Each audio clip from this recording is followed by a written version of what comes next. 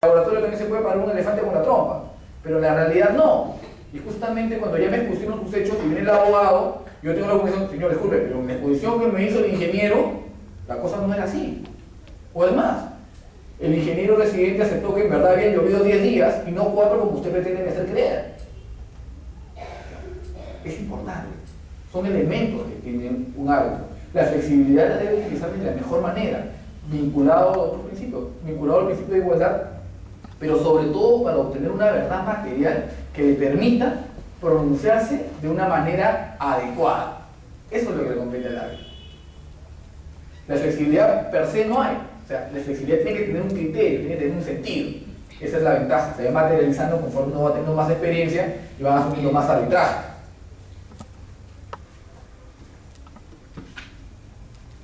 Confidencialidad. Uno de sus compañeros señalaba que no estaba de acuerdo con la confidencialidad. Cuéntanos, ¿por qué? En realidad la confidencialidad no, para contrataciones de Estado no está dada. Está establecida a lo que deba de ser contractuales, ¿no? Una cuestión de transparencia, la publicidad y la directriz. Ahora bien, el tema de que se publique por una cuestión de transparencia no quita el hecho de que pueda servir como precedente, que deban ser de alguna manera vinculantes, o por lo menos tomamos en cuenta como previos a cierta clase de relaciones que en similares casos no deban ser muy divergentes en sus soluciones. Por eso quizás el hecho de que la confidencialidad, por otro lado, se podría sentar las bases de la jurisprudencia arbitral en tanto y en cuanto sea reservada de alguna manera la propiedad de los pagos. Porque si bien es cierto, nosotros nos encontramos en lo que sea también es cierto que abocados, digamos, de los tribunales a casos específicos, estudiándose de una manera totalmente particular, pueden enriquecerse mucho más esas soluciones o esos pagos en conflicto y pueden tomarse en cuenta para poder resolver otros que también tengan mismas características. Por eso es una estaría de acuerdo. Okay. Vamos a analizar la confidencialidad dentro de la esfera del mismo proceso arbitral. Eso lo vamos a hacer después del break. En el diapositivo. El principio de transparencia obliga al tribunal a informar a las partes toda actuación que pueda ser de interés para ellas. Consecuentemente, cualquier organización escrita o comunicación oral, la actividad de una de las partes será comunicada de inmediato a las demás partes y a los árbitros. Yo creo que la perspectiva que correspondía es la de confidencialidad, establecida en el artículo 51 de la Ley General de Arbitraje. Salvo pacto en contrario, el tribunal, el secretario, la institución arbitral, en el caso los testigos, peritos y cualquier otro que intervenga en las cuestiones arbitrales, están obligadas a guardar confidencialidad sobre el curso de las mismas, así como sobre cualquier información que conozcan a través de dichas actuaciones bajo responsabilidad. Su compañero estableció un punto muy importante, que decía, sí, pero tengo que publicar los laudos. Es cierto, es importante publicar los laudos, pero así como es importante publicar los laudos, también es importante mantener la confidencialidad mientras se va efectuando el proceso arbitral. La idea es que no se filtre la información. ¿Qué sentido tiene? Se entiende perfectamente válido que el punto de quiebra es que una vez que acabe el proceso arbitral, las partes van a ver reflejada la resolución de su conflicto a través del laudo, el mismo que va a ser publicado. Pero antes es adecuado que se mantenga la reserva del caso, de las actuaciones procesales, cabe el término de similitud, que van a irse desarrollando en el proceso arbitral. Es importante para los peritos, los testigos que mantengan la reserva del caso. ¿Por qué? Porque muchas veces esa información y la reserva de la misma es válida hasta que se alcance el resultado final de la pericia, el resultado final del arbitraje. Por ejemplo, si yo tengo un perito, justo en un tema acabamos de diseñar un perito, especialista en obras, y él adelanta su criterio antes de que salga el informe final que tiene que presentar, ¿qué va a pasar? Que se puede prestar a malas interpretaciones, que se puede hacer un mal uso. Es más, que inclusive una de las partes puede señalar: me he enterado que el perito va a resolver o va a pronunciarse de tal forma, o que tal perito se ha juntado con tal o cual parte. En tal sentido, voy a objetar su pericia porque ya no va a ser imparcial. Es decir, el perito debe mantenerse confidencial. Su único deber es informar primero a el tribunal arbitral y luego a las partes en la audiencia correspondiente, pero no puede ir emitiendo la información que conoce. Lo mismo va a pasar con un testigo. Si una de las partes va a presentar, por ejemplo, la declaración de su inspector de obra, pues es importante que él mantenga la reserva del caso. ¿De qué le va a servir a él ir señalando lo demás, lo que va a pronunciar? Él debe mantener la reserva del caso al menos hasta que termine su manifestación, su declaración en la audiencia correspondiente. Igual, los árbitros deben guardar el celo correspondiente y la reserva correspondiente. No pueden adelantar criterio. No pueden adelantar criterio. No pueden comentar sobre el tema materia de arbitraje. Se podrá discutir quizá con otro colega, con otro árbitro, un tema similar, pero debo mantener la confidencialidad al menos hasta el punto en que ya concluyó el proceso arbitral y se emita el laudo correspondiente. Ahí sí es ese público, ya salió toda la información, todo el criterio, todo el razonamiento del árbitro, pero antes no es adecuado. Como señalé, el único punto de quiebre en cuanto a la parte de la confidencialidad es en la publicación del laudo. Su compañero señaló unos elementos interesantes, ¿no?, con relación al criterio que se debe mantener o manejar con relación a los otros laudos. Si hay un nivel de jurisprudencia arbitral, el mismo se cumple con la publicación de los laudos. Sí, en un primer momento la publicación de los laudos tiene un sentido bastante amplio, ¿no? Se materializa la resolución de un conflicto, se materializa el saber cómo se gasta o no los fondos públicos, pero también está el hecho de saber cómo va resolviendo un conflicto un árbitro determinado. Ahora, a mí en el ejercicio como árbitro me ha servido ver algunos laudos, sí, me ha servido como ciertos indicadores, pero no como un precedente obligatorio. ¿Por qué? Porque bajo un supuesto similar yo puedo razonar de manera diferente, puedo validar o valorar de forma diferente las pruebas. Es una cuestión de criterios. Caso contrario, todos los árbitros resolverían igual. Es una situación que no se da. Se aplican criterios de especialización, experiencia, entre otros. Transparencia. El principio de transparencia obliga al tribunal a informar a las partes toda actuación que pueda ser de interés para ellas. Consecuentemente, cualquier presentación escrita o comunicación oral recibida de una de las partes será comunicada de inmediato a las demás partes y a los árbitros. Aquí un poco se va validando el esquema en la misma acta de instalación, ¿no? Todos los procedimientos establecen todos los escritos, comunicados o presentados por una parte, pues los traslado a la otra. De un elemento de lo más simple, por ejemplo, cuando en una audiencia, de hecho, una de las partes ha preparado su material en diapositivas, lo usual es que entreguen copia de la impresión del PowerPoint a los árbitros y también a la otra parte. Los árbitros en ese momento le dan una copia a la otra parte para que pueda revisar dicha documentación, dicho sustento. La actuación del árbitro debe ser lo más transparente posible. Eso un poco también viene en la mano con el criterio de igualdad. Si me presenta uno algo, debo comunicárselo a la otra. ¿Es factible que las partes hablen con los árbitros a solas? ¿Qué piensan? ¿Es factible que una de las partes hable a solas con el tribunal arbitral o con el árbitro único? A ver, sí. Si estamos pensando de como que es las mismas funciones que tiene el magistrado de justicia, creo que no hay ningún inconveniente que pueda hacer. Los igual hacen un público, lo probamos por los magistrados, que las horas hablaron al magistrado y si no podía lo tratante, igual lo recibe, porque justamente hay horario para que se haga atención. ¿Qué piensas tú? Eso no es la realidad, porque yo iba a responder lo contrario. ¿Qué ¿Qué ibas a responder? Yo iba a responder que bueno, que en aras justamente de la transparencia, si yo converso con una de las partes, la otra parte tiene que enterarse en todo caso de lo que estoy conversando con ella, y viceversa.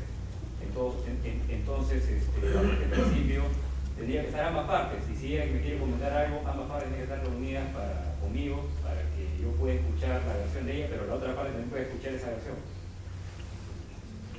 Ya. ¿Qué piensas tú? Yo soy de la opinión siguiente. A ver. Voy a compartir con mi compañero que acaba de exponer. Efectivamente, si el árbitro no puede ser que escucha a una de las partes, sino a la otra parte, porque la discusión es sobre una materia. Entonces, las dos partes tienen que estar en cuanto a lo que expone el otro, para que no exista esa sospecha, esa necesidad de que hay un arreglo o hay un conversado.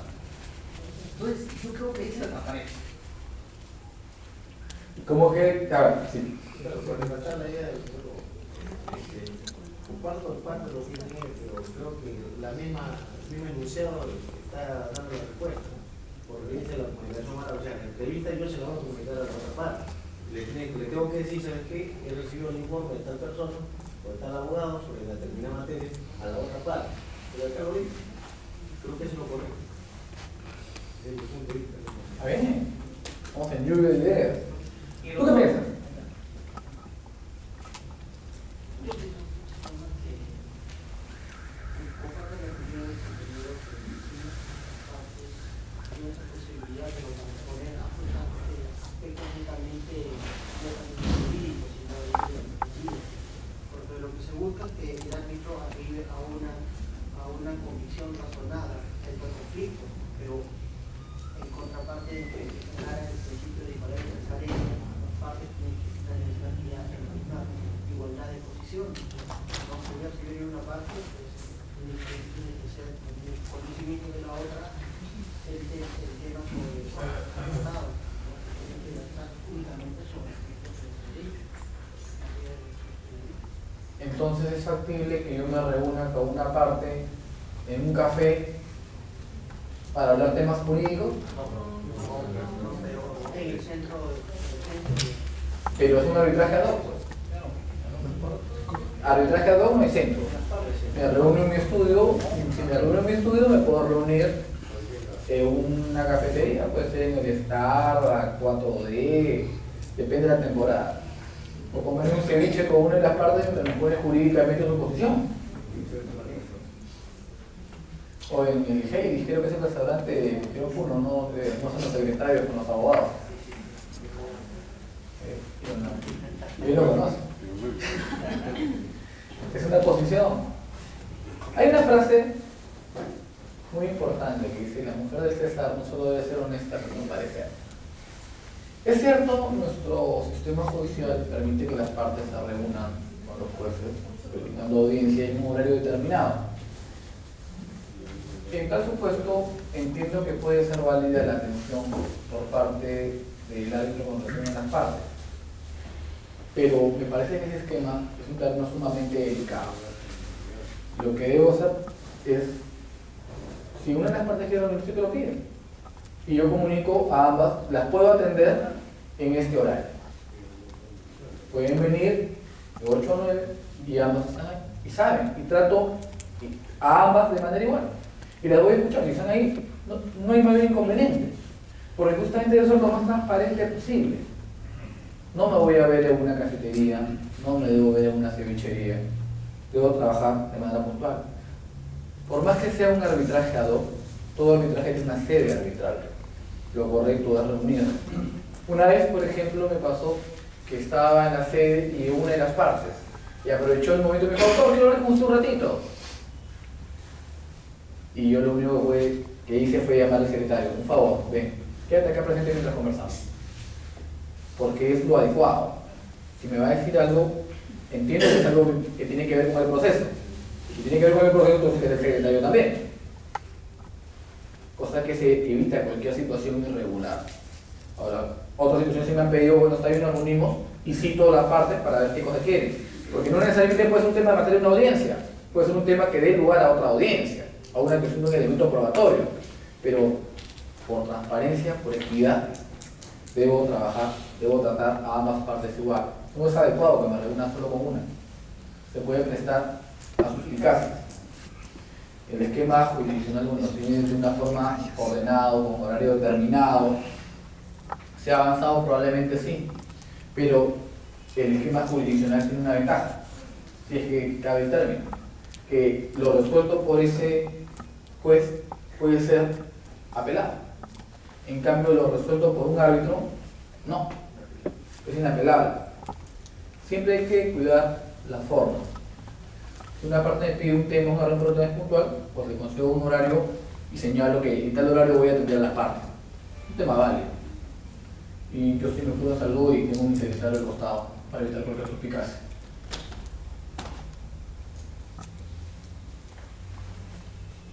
Doctor, sí. ¿puede pasar la siguiente? Quería una aclaración, por favor. Sí. Cuando usted da esta disposición sobre la confidencialidad, Sí.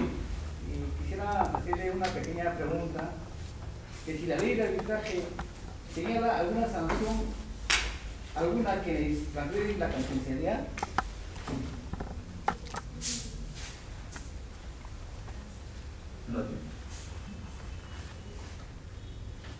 A ver, ¿qué sanciones hay para los árbitros? No digo solo a los árbitros, sino a quienes han transgredido la confidencialidad. Porque ya hablamos de peritos, testigos, otro más, ¿no? Aún no es el perito incluido.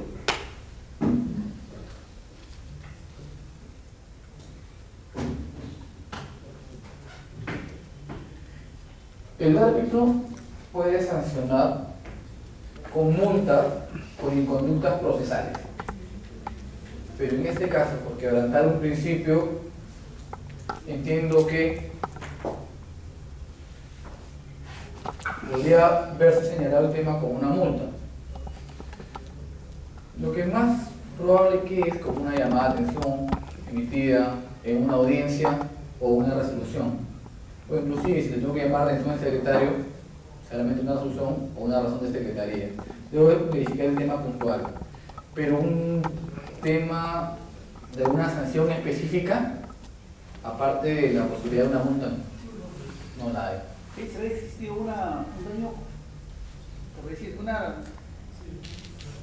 un pronunciamiento antes de llegar al arbitraje de un testigo, y eso ocasiona un daño a una de las partes. Pese a existir eso, no hay ninguna normativa que señale una sanción. Bueno, si una de las partes considera que la acción de otra le ha causado un daño, ya estamos hablando de un tema que no está siendo materia de arbitraje, no de un daño. Y en este sentido, quien podría pronunciarse previa demanda correspondiente es el juez. Pero el árbitro mismo no escaparía a sus funciones. Ok. ¿Qué principios establece la Ley General de Arbitraje en su artículo 3? En los asuntos que se rigen por la ley de arbitraje, no intervendrá la autoridad judicial, salvo en los casos en que esta norma así lo disponga. Un primer momento en el cual ya marca la pauta de diferencia, ¿no? Este es mi fuero arbitral, resuelvo yo. En el fuero de competencia jurisdiccional van a resolver los jueces. Y aquí viene el tema, ¿no? ¿Qué pasa con una medida cautelar? ¿O qué pasa cuando un juez tomó conocimiento antes de que se instale el arbitraje? ¿Qué va a pasar acá? Es cuestión de decidir la competencia correspondiente. En principio, todo conflicto derivado de la ley de contrataciones, el mismo debe ser resuelto por conciliación o por arbitraje. Si se pactó conciliación, primero opera la cláusula de conciliación, luego opera el arbitraje. Si no se pactó nada, o se pactó arbitraje, solamente se va a ver en arbitraje. Es decir, aquí el juez no va a tener mayor elemento para pronunciarse, o al menos no debería hacerlo. No por nada en nuestro ordenamiento procesal existe la excepción de el convenio arbitral. Un tema que estamos trabajando en materia arbitral, tiene competencia para un juez. Adicionalmente a ello, justo este artículo establece la posibilidad de que un árbitro diga: yo ya me instalé, yo soy competente para ver este tema.